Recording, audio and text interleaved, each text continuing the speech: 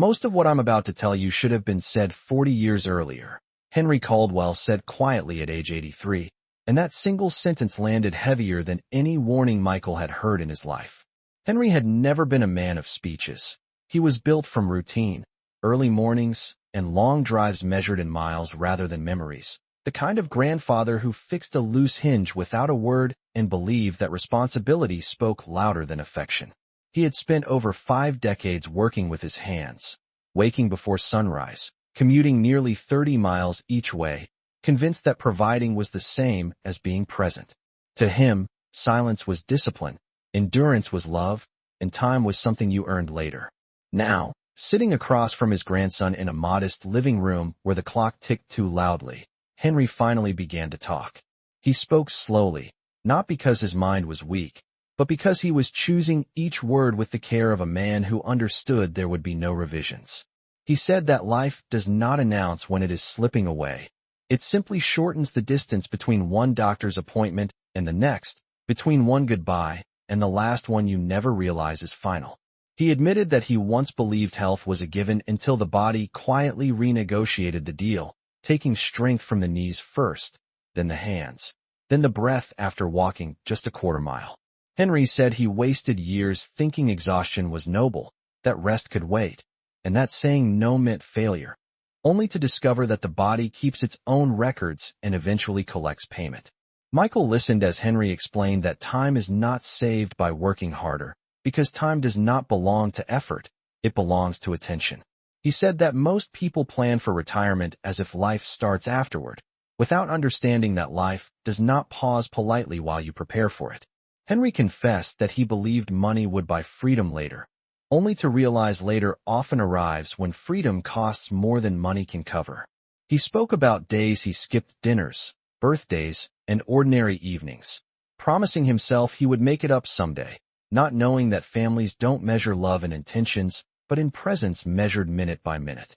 Henry said regret rarely comes from what people fail at, but from what they postpone until the window quietly closes. He looked older when he said that, not fragile, just honest, his dark, weathered skin carrying the map of years spent outdoors earning rather than living.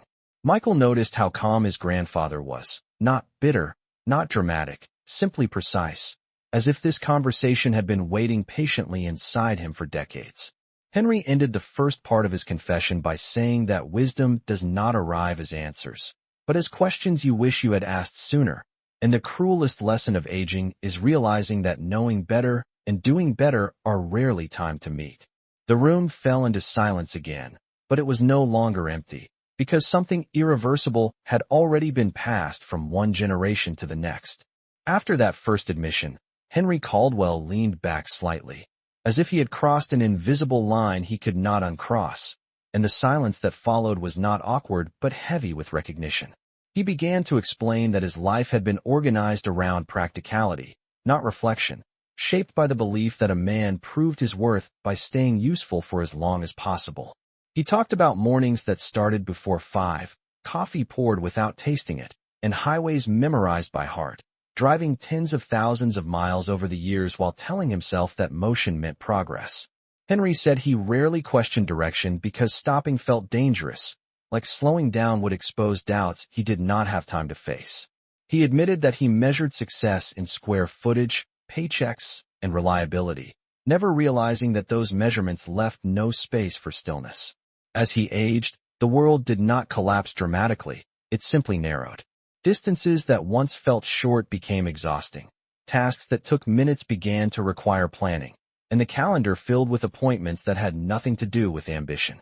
Henry described the moment he realized that the future had quietly stopped expanding, not because something went wrong, but because time had done exactly what it was supposed to do.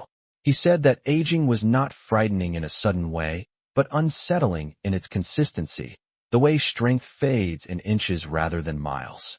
Michael noticed how his grandfather chose examples that sounded ordinary, like standing too long at the sink or needing both hands to rise from a chair, because Henry believed the smallest changes were the ones people ignored until it was too late.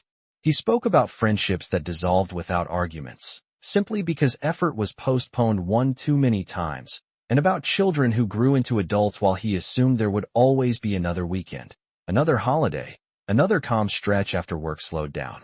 Henry acknowledged that he had confused endurance with virtue, believing that carrying everything alone made him strong, when in truth, it only made him distant. He said that the hardest realization was understanding that people adapt to absence faster than they adapt to presence, and once they learn to live without you, returning becomes complicated. His voice did not tremble, but it softened when he said that love is not proven by sacrifice no one sees, but by showing up while it still matters. Michael sensed that these were not rehearsed thoughts, but conclusions reached late at night over many years, assembled quietly while the rest of the world slept. Henry finished this part by saying that no one warns you when your role shifts from provider to observer, and that the transition feels less like loss and more like being slowly moved to the edge of your own life, where you can see everything clearly but influence very little. He looked at Michael then, not with urgency, but with a steady expectation, as if trusting that being heard now might still change something ahead. Henry Caldwell continued after a brief pause, explaining that the first lessons he wished he had shared earlier were not dramatic revelations, but simple truths people dismiss when life still feels long. He said that time does not move faster as people age, it only becomes more valuable because there is less of it left to waste. He admitted that for most of his life, he treated days like they were interchangeable, assuming that missing one dinner or one conversation would not matter because there would always be another chance. Only later did he understand that life is not measured in years, but in moments that cannot be repeated. Henry said he learned too late that health is not about strength, but consistency, about caring for the body when it still feels capable rather than waiting for pain to demand attention. He spoke about ignoring warning signs, brushing off stiffness, fatigue, and shortness of breath, believing toughness meant pushing through until ordinary tasks, like climbing a flight of stairs, required planning and rest. He explained that money can solve many problems, but it cannot purchase energy, time, or the ability to start over physically once the body sets limits. Henry then turned to relationships, saying that love is rarely lost through conflict, but through neglect disguised as responsibility. He admitted that he assumed people knew he cared because he worked hard for them, never realizing that effort without presence often feels like distance. He said listening is more valuable than advice, and silence during important moments is remembered longer than words spoken later. Henry shared that pride often hides behind independence, convincing people they must handle everything alone, when in reality asking for help creates connection, not weakness.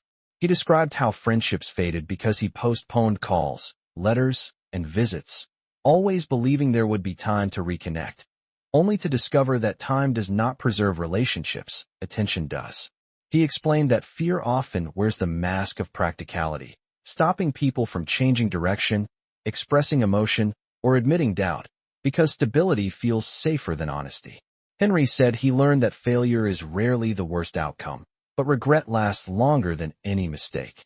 He spoke about choices made out of habit rather than intention, staying in routines that no longer fit because change seemed inconvenient, not realizing that discomfort is often the cost of growth. Michael listened closely as Henry emphasized that happiness is not something achieved after work is finished, but something woven into ordinary days through small decisions. He said waiting for the perfect moment to enjoy life is a mistake, because perfection never arrives on schedule. Henry concluded this part by saying that the greatest lesson he learned too late was that life rewards attention, not endurance, and those who slow down early enough can still choose how their remaining time will be spent. His expression remained calm, but his words carried the weight of experience that could not be undone, only passed forward. Henry Caldwell shifted slightly in his chair and continued, saying that another group of lessons came from watching how people treated work as an identity rather than a tool. He explained that for most of his life, he introduced himself by what he did, not who he was, believing that usefulness guaranteed respect and security. When work slowed and eventually stopped, he realized how fragile that identity had been. He said many people retire expecting relief, only to feel invisible because they never practiced being themselves without a schedule. Henry admitted that he stayed busy not only out of duty, but out of fear, because constant activity prevented difficult questions from surfacing. He spoke about how pride convinced him that resting meant falling behind, even though no one was actually racing him.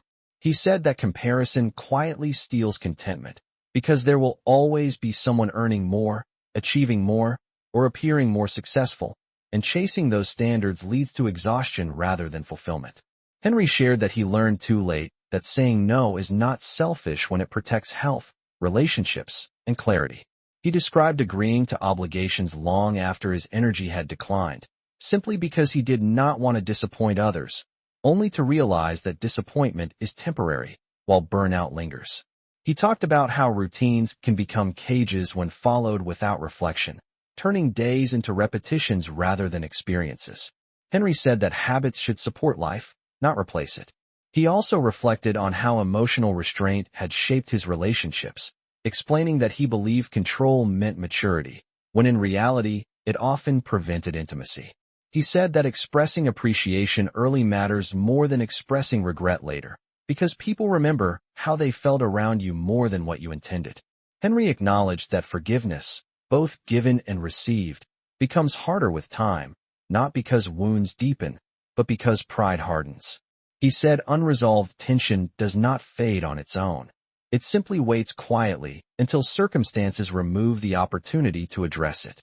He spoke about patience, explaining that impatience often disguises anxiety about the future, while true patience comes from accepting limits. Henry shared that joy is usually found in simple routines done with awareness, like morning light through a window or an unhurried conversation, rather than in milestones people spend years chasing. He said that gratitude changes with age, shifting from appreciation of gains to appreciation of what remains. Michael noticed that Henry never blamed anyone while speaking, not employers, not family, not society, because he believed blame wasted the little time left for understanding. Henry emphasized that personal responsibility does not mean carrying everything alone, but choosing intentionally where energy is spent. He explained that life becomes clearer when people stop trying to prove something and start trying to experience something. As he finished this part, Henry looked steady, not because he had resolved everything, but because he had finally named truths that had shaped his life quietly for decades, trusting that naming them now might spare someone else from learning them the same way. Henry Caldwell took a slower breath before continuing, and this time his voice carried a different weight, the kind that comes from memories tied to people rather than principles. He said that one of the hardest lessons he learned involved love, not the dramatic kind people talk about, but the quiet version built from daily attention. He explained that he once believed love was proven through sacrifice, through working longer hours and providing stability, assuming that devotion could be felt without being spoken. Over time, he realized that many people do not feel what is never expressed, no matter how sincere the intention behind it may be. Henry spoke about his marriage, describing how familiarity slowly replaced curiosity, and how he stopped asking questions because he assumed he already knew the answers. He admitted that comfort can become careless when taken for granted, and that silence, when stretched too long, begins to sound like indifference. He said that affection does not disappear suddenly, but erodes through postponement, through conversations delayed and gestures saved for later. Henry shared that he avoided difficult discussions, believing peace meant avoiding discomfort, only to discover that unresolved emotions do not disappear, they settle quietly between people. He explained that forgiveness is easier when addressed early, because time does not soften pride, it strengthens it. Henry acknowledged that he waited too long to say simple things, like appreciation and gratitude, thinking those feelings were obvious, when in reality they needed to be voiced to be felt. He spoke about moments he assumed would repeat, ordinary evenings and shared routines, never considering that the last time often looks exactly like every other time. Henry said he learned that love is maintained through attention rather than endurance, and that being emotionally available matters more than being endlessly reliable. He reflected on how fear of vulnerability kept him guarded, mistaking emotional restraint for strength, when openness would have created deeper trust. Henry also spoke about regret, explaining that regret rarely comes from loving too much, but from loving too quietly. He said that people remember tone more than content, presence more than promises, and that warmth lingers longer than precision. Michael noticed that Henry did not frame these lessons as mistakes, but as understandings that arrived late, shaped by years of observation rather than sudden loss. Henry emphasized that relationships do not need perfection to survive, but they do need honesty, patience, and consistent care. He explained that time cannot repair emotional distance without effort, and that assuming someone knows how you feel is often the beginning of separation. As he finished this part, Henry's expression remained calm, but there was a quiet urgency beneath his words, as if hoping that these realizations, shared now, might still find a place to grow in someone else's life before silence had the chance to settle in.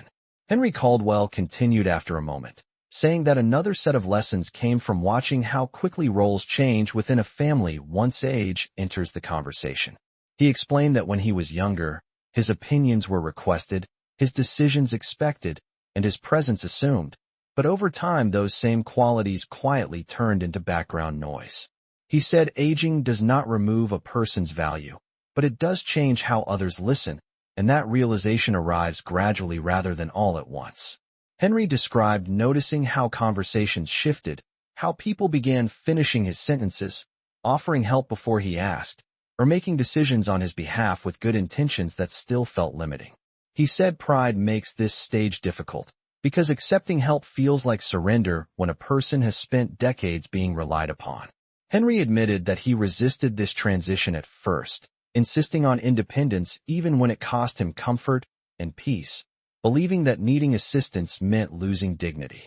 Only later did he understand that dignity is not found in refusal, but in choosing where support is welcomed. He spoke about how aging teaches patience in unexpected ways, forcing a slower pace that reveals details once overlooked, like the rhythm of breathing or the comfort of familiar routines. Henry said he learned that usefulness does not disappear with age, it simply changes form, moving from production to perspective. He explained that older people carry context, history, and patterns that cannot be replaced by speed or efficiency, yet those qualities are often undervalued because they do not produce immediate results. Henry shared that he wished he had spoken sooner about how it feels to become less consulted, not to complain, but to prepare those who will experience it themselves one day. He said that bitterness grows when expectations remain unspoken, and acceptance grows when reality is acknowledged honestly. Henry emphasized that respect does not require authority, and that influence can exist quietly through example rather than control.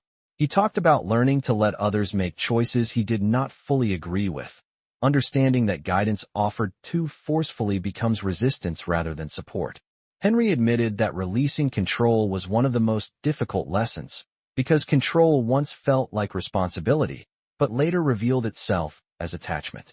He said that aging teaches the difference between holding on and holding space, and that peace often arrives when a person stops trying to manage outcomes and starts trusting others to learn through experience. Michael observed that Henry spoke without resentment, framing these changes as natural rather than unfair, which made the lessons feel heavier rather than lighter. Henry concluded this part by saying that growing older is not about becoming smaller, but about becoming clearer, and those who accept the shift early can remain connected instead of isolated. His words carried a quiet steadiness, as if he had finally made peace with a season he once feared, hoping that this understanding, shared now, would ease the transition for someone listening before it arrived. Henry Caldwell went on to say that many of his later lessons came from watching his children grow into adults while realizing how little guidance actually transfers once habits are formed. He explained that parents often believe their influence lasts forever, but in reality, it fades quietly once children begin building lives of their own. Henry admitted that he assumed his values would be absorbed naturally, simply by example, without conversation or explanation. Over time, he saw that silence leaves too much room for misunderstanding, and that children often interpret absence as indifference rather than restraint. He said he learned that advice offered too late feels like criticism, even when it comes from love. Henry reflected on how expectations can damage relationships when they are never spoken, because unspoken expectations turn into silent disappointments that neither side knows how to address. He said he expected gratitude for sacrifices that were never discussed, and in doing so created distance he did not intend. Henry explained that children do not measure love by effort alone, but by availability, by whether someone shows up emotionally as well as physically. He acknowledged that he focused on preparing his children for the world, but neglected to prepare himself for the moment they would no longer need him in the same way. That shift, he said, can leave parents feeling unnecessary if they do not redefine their role. Henry talked about learning to listen without correcting, offering space rather than solutions, because most people want understanding more than instruction. He admitted that he sometimes spoke from authority instead of curiosity, forgetting that guidance is received better when it feels like respect rather than control. Henry shared that he learned humility later in life, realizing that his children's mistakes were not reflections of his failures, but part of their own learning. He said letting go of the need to be right created room for connection that authority never could. Henry also spoke about legacy, explaining that it is not built through possessions or achievements, but through the emotional atmosphere people remember long after words fade. He said children recall how safe they felt, how accepted they were, and whether home felt like a place of understanding or judgment. Henry acknowledged that he worried too much about being respected and not enough about being approachable. He learned that respect gained through fear or distance does not last, but trust built through patience endures. He said he wished he had asked more questions and given fewer answers, because questions invite growth while answers often close conversations.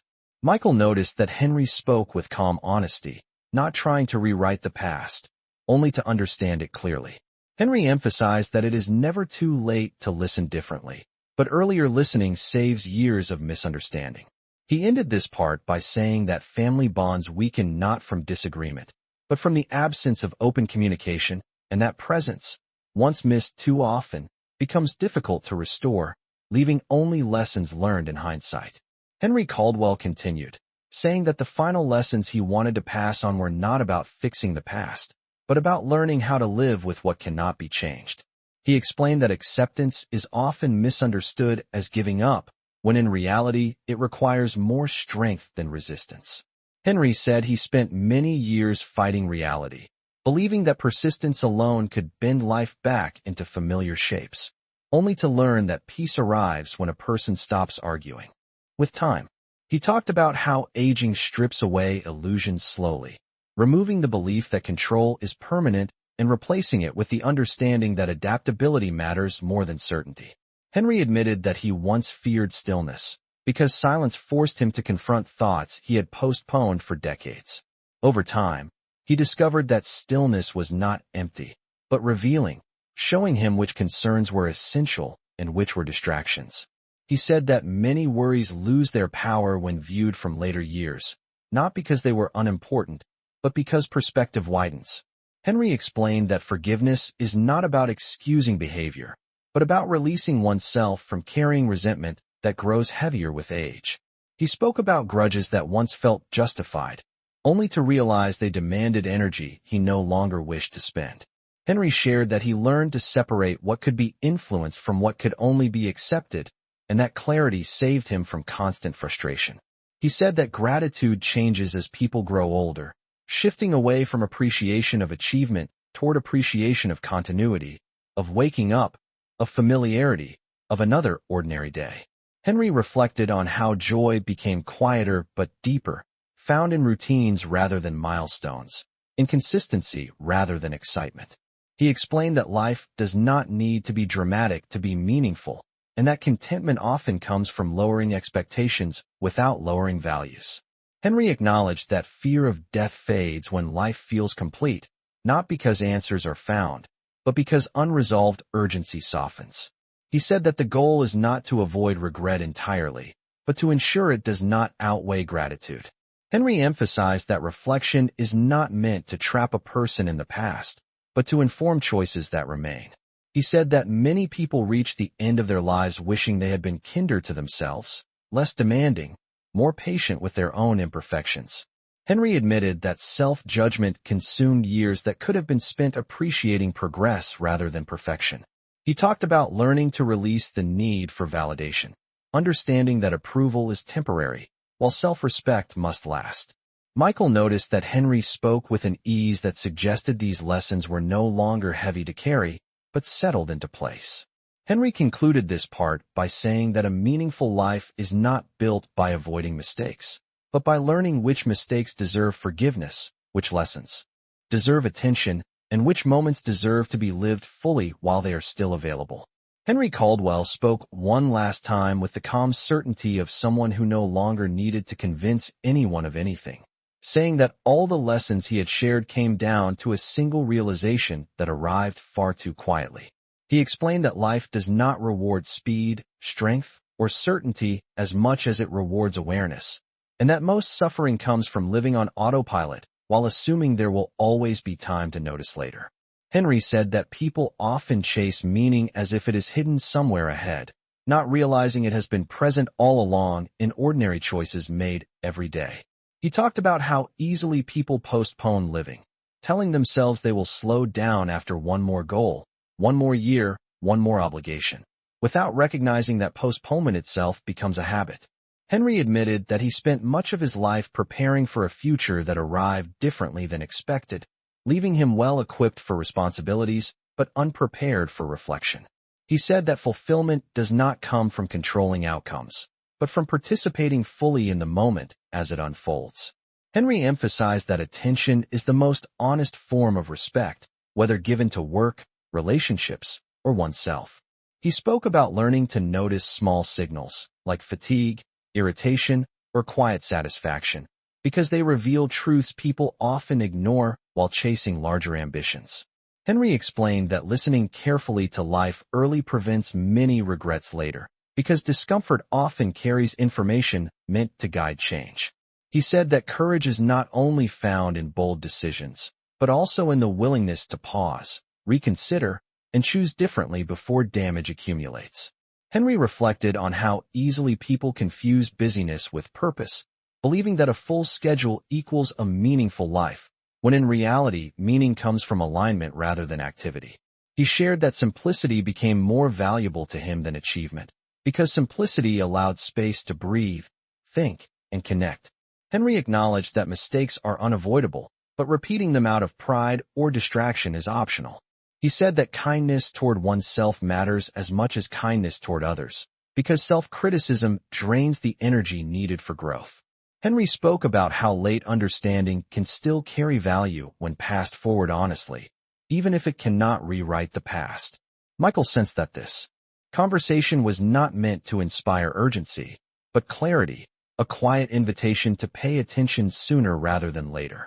Henry finished by saying that a well-lived life is not defined by how much is accomplished, but by how consciously it is experienced, and that those who learn to notice while time is still generous give themselves the rare gift of living without rushing, without waiting, and without leaving the most important things unsaid.